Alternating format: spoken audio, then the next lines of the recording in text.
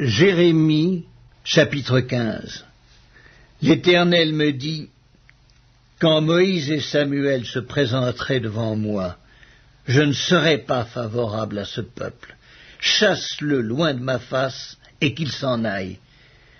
Et s'ils te disent, où irons-nous?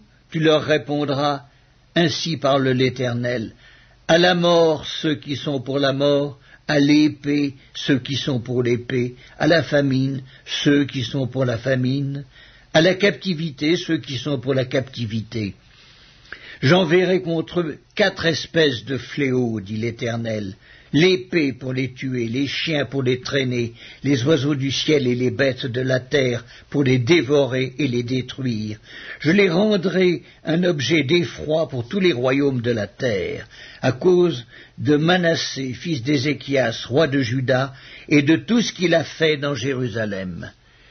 Qui aura pitié de toi, Jérusalem? Qui te plaindra? Qui ira s'informer de ton état? Tu m'as abandonné, dit l'Éternel, tu es allé en arrière, mais j'étends ma main sur toi et je te détruis. Je suis las d'avoir compassion. Je les vanne avec le vent aux portes du pays. Je prive d'enfants, je fais périr mon peuple, qui ne s'est pas détourné de ses voies.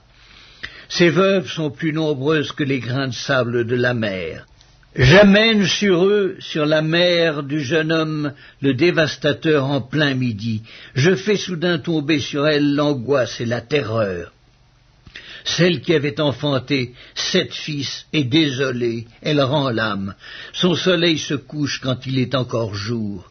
Elle est confuse, couverte de honte. Ceux qui restent, je les livre à l'épée devant leurs ennemis, dit l'Éternel. Malheur à moi, ma mère, de ce que tu m'as fait naître, homme de dispute et de querelle pour tout le pays. Je n'emprunte ni ne prête, et cependant tous me maudissent.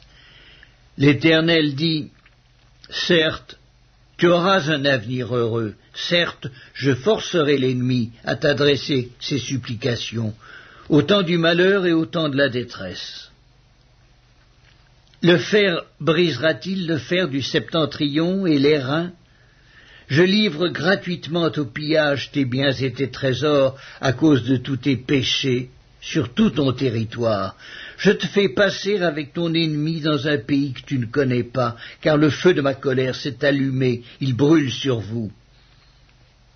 Tu sais tout, ô Éternel, souviens-toi de moi, ne m'oublie pas, venge-moi de mes persécuteurs.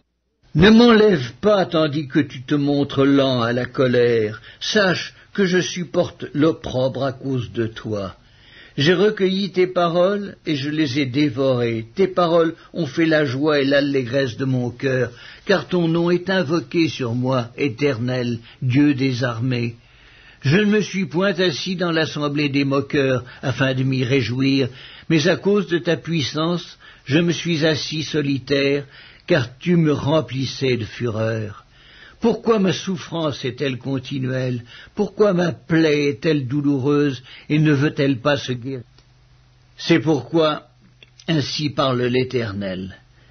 Si tu te rattaches à moi, je te répondrai et tu te tiendras devant moi. Si tu sépares ce qui est précieux de ce qui est vil, tu seras comme ma bouche. C'est à eux de revenir à toi, mais ce n'est pas à toi de retourner vers eux. Je te rendrai pour ce peuple comme une forte muraille d'airain. Ils te feront la guerre, mais ils ne te vaincront pas, car je serai avec toi pour te sauver et te délivrer, dit l'Éternel. Je te délivrerai de la main des méchants, je te sauverai de la main des violents.